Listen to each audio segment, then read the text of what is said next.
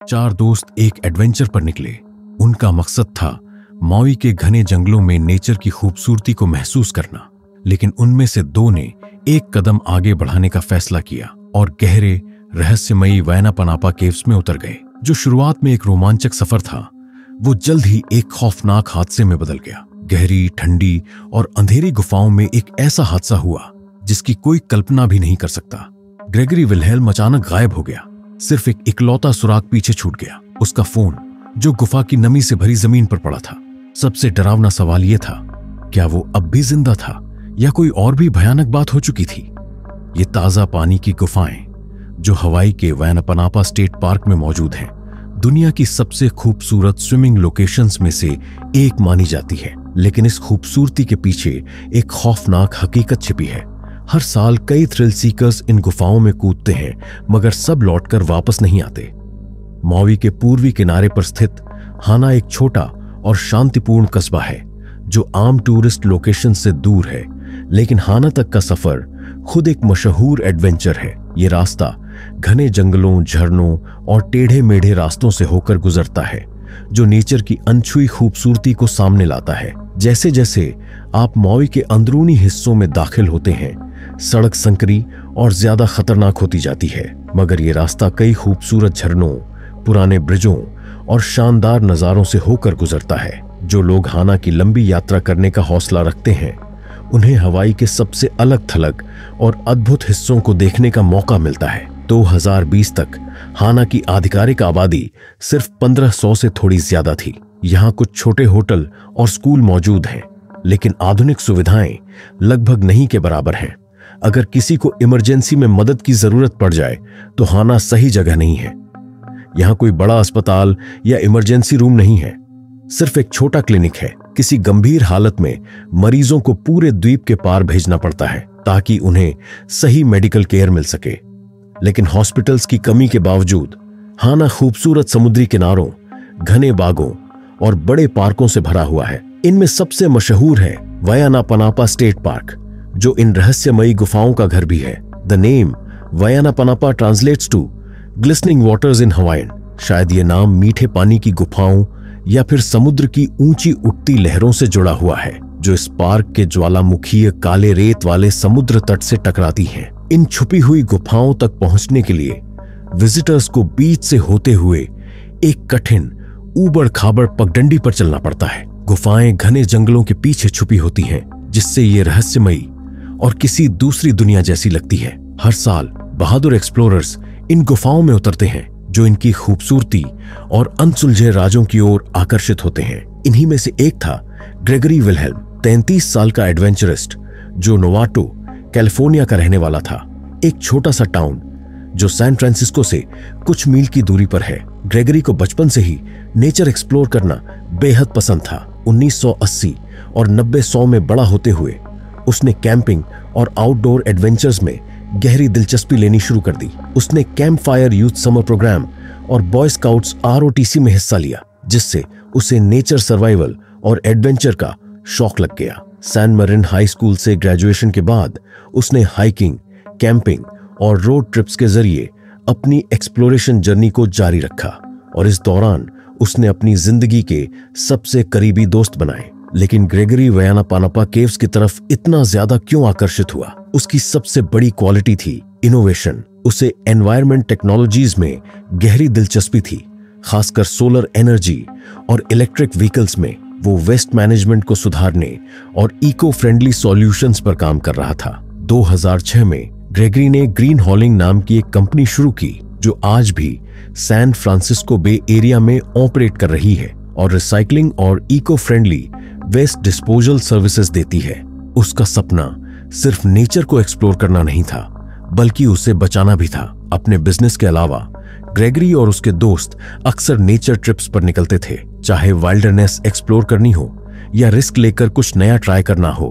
Gregory हमेशा तैयार रहता था। 29 जनवरी 2017 एक खूबसूरत संडे का दोपहर का वक्त था और मौई के खूबसूरत आइलैंड पर ग्रेगरी विलहेल्म अपने 3 करीबी दोस्तों के साथ हाना मौई में था।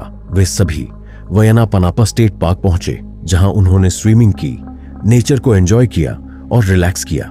लेकिन जल्द ही उनकी क्यूरियोसिटी उन्हें और गहरे जंगलों की तरफ ले गई, रहस्यमयी गुफाओं की तलाश में। अब सवाल यह था कि क्या यह एडवेंचर पहले से प्लान किया गया था या फिर एक अचानक लिया गया डिसीजन था। इस बात पर कोई क्लियर एविडेंस नहीं था, लेकिन कुछ सुराग ये इशारा करते थे कि यह स्पॉन्टेनियस मूव था।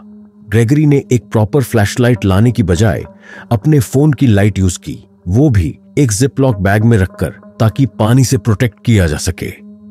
अगर यह पहले से सोचा समझा प्लान होता तो वो एक बेहतर लाइट सोर्स लेकर आता। इससे यह क्लियर होता है कि यह अचानक लिया गया फैसला था, ना कि पूरी तरह से प्लान किया गया एडवेंचर। इस ग्रुप में 4 लोग थे, 2 लड़के और 2 लड़कियां। गुफा के एंट्रेंस पर पहुंचकर उन्होंने पानी में छलांग लगाई, ठीक वैसे ही जैसे वहां आने वाले दूसरे विजिटर्स करते हैं। ठंडे और गहरे पानी में उतरते ही उन्होंने गुफा के अंदर के मिस्ट्री फील को एंजॉय किया, लेकिन इस बात का खास ध्यान रखा कि वो एंट्रेंस से आती रोशनी से दूर ना हो। लेकिन फिर हालात बदल गए। ग्रेगरी, जो हमेशा थ्रिल और एडवेंचर की तलाश में रहता था, उसने फैसला किया कि वो और आगे जाएगा। उसने हिम्मत जुटाई और अपने मेल फ्रेंड के साथ गुफा के गहरे हिस्सों की तरफ बढ़ गया। दोनों लड़कियां गुफा के एंट्रेंस पर ही रुक गईं, अपने दोस्तों के वापस आने का इंतजार करने लगीं। इस दौरान ग्रेगरी ने अपना फोन निकाला, जिसे उसने प्लास्टिक बैग में सील करके रखा था। एक्साइटमेंट और क्यूरियोसिटी के साथ ग्रेगरी और उसका दोस्त गुफा के और अंदर जाने लगे, जहां सिर्फ अंधेरा और मिस्ट्री उनका इंतजार कर रही थी। अब सवाल था, उनके आगे क्या होने वाला था। किसी को अंदाजा भी नहीं था, लेकिन वायानापा नापा गुफाओं की कुछ खासियतें थीं जो इस एडवेंचर को और ज्यादा रिस्की बना रही थीं। पहली और सबसे बड़ी चुनौती थी पानी का लेवल। ये फ्रेश वाटर गुफा दिखने में शांत लगती है, लेकिन इसका पानी काफी अनप्रेडिक्टेबल होता है। गुफा की छत कभी बहुत ऊंची होती है तो कभी पानी का लेवल इतना बढ़ जाता है कि अंदर जाने वालों को झुककर आगे बढ़ना पड़ता है। ये टाइड्स और मौसम पर डिपेंड करता है कि गुफा के अंदर हालात कैसे होंगे। दूसरी बड़ी चुनौती थी रोशनी का जल्दी खत्म हो जाना। अगर कोई दोपहर के बाद गुफा में एंट्री करता है तो सूरज की रोशनी बहुत जल्दी गायब हो जाती है। जैसे जैसे कोई गुफा के अंदर जाता है, एंट्रेंस से आने वाली लाइट एकदम गायब हो जाती है और चारों तरफ गहरा अंधेरा छा जाता है। अब जब हम ग्रेगरी की जर्नी को एनालाइज करते हैं तो संभावना यही लगती है कि उसने और उसके दोस्त ने सुबह के सेफ टाइम से लेट गुफा में एंट्री की थी, जहां सिर्फ अंधेरा और मिस्ट्री उनका इंतजार कर रही थी। ग्रेगरी का दोस्त अचानक तेजी से मुड़ा और अपने फोन की हल्की रोशनी से रास्ता ढूंढते हुए गुफा से बाहर निकलने लगा। उसे पता था कि हर सेकंड कीमती था। जब वह आखिरकार सतह पर पहुंचा और गहरी चिंता में डूबी दोनों लड़कियों को बताया कि ग्रेगरी गायब हो चुका है, तो वे हैरान और परेशान रह गईं। उनका सबसे बड़ा डर सच साबित हो चुका था। ग्रेगरी के साथ कुछ बहुत बुरा हो चुका था। बिना देर किए ग्रुप ने हाना फायर डिपार्टमेंट को कॉल किया। वहां से तुरंत एक रेस्क्यू टीम को अलर्ट किया गया। रेस्क्यू टीम को काहुलुई से सेंट्रल माउई तक 18 मील की दूरी तय करनी थी, जो हेलीकॉप्टर से ही संभव थी।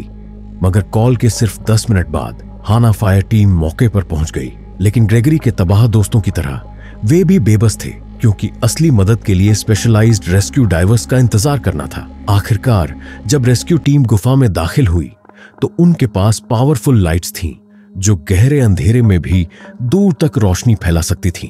उनकी बीम्स ने पानी के गहरे रहस्यमयी हिस्सों को रोशन किया, जहां तक पहले किसी की नजर नहीं पहुंची थी। और तभी उन्होंने कुछ देखा। पानी की गहराइयों में एक इंसानी परछाई। भारी दिलों के साथ डाइवर्स ने बॉडी को रिकवर किया। वो ग्रेगरी विल्हेल्म था। उसका निश्चल शरीर गुफा के एंट्रेंस से करीब 75 फीट अंदर मिला। ये दर्दनाक सच्चाई दोपहर 1 बजे के आसपास सामने आई थी। लेकिन गुफा की खतरनाक लोकेशन और रेस्क्यू ऑपरेशन की जटिलता की वजह से ग्रेगरी के शरीर को सतह पर लाने में शाम के 5 बज गए। एक यंग और एम्बिशियस लड़के की जिंदगी इतनी निर्दयता से खत्म हो गई। उसके जाने से उसके चाहने वालों के दिलों में एक खालीपन रह गया, जिसे कभी भरा नहीं जा सकता। लेकिन सबसे ज्यादा डरावनी बात यह थी कि यह मौत एक गहरी मिस्ट्री छोड़ गई थी। डूबना इस हादसे का स्पष्ट कारण लग सकता था, मगर कुछ बातें सामान्य नहीं थीं। ग्रेगरी यंग था, हेल्दी था और एक एक्सपीरियंस्ड स्विमर था। तो फिर उसका फोन अचानक हाथ से क्यों गिरा? वो अपने दोस्त से अलग कैसे हो गया? अगर उसे परेशानी हो रही थी तो वो सतह तक क्यों नहीं आ सका? गुफा के बाहर निकलने का रास्ता क्यों नहीं ढूंढ पाया? आखिर उस अंधेरी सुनसान गुफा में ग्रेगरी के साथ क्या हुआ? कोई नहीं जानता। अगर आपको ये कहानी इंटरेस्टिंग लगी तो लाइक करें और सब्सक्राइब करें ताकि आप ऐसी और भी डीप डाइविंग मिस्ट्रीज मिस न करें। नोटिफिकेशन ऑन करना ना भूलें ताकि हमारे लेटेस्ट वीडियोस सबसे पहले आपको मिले।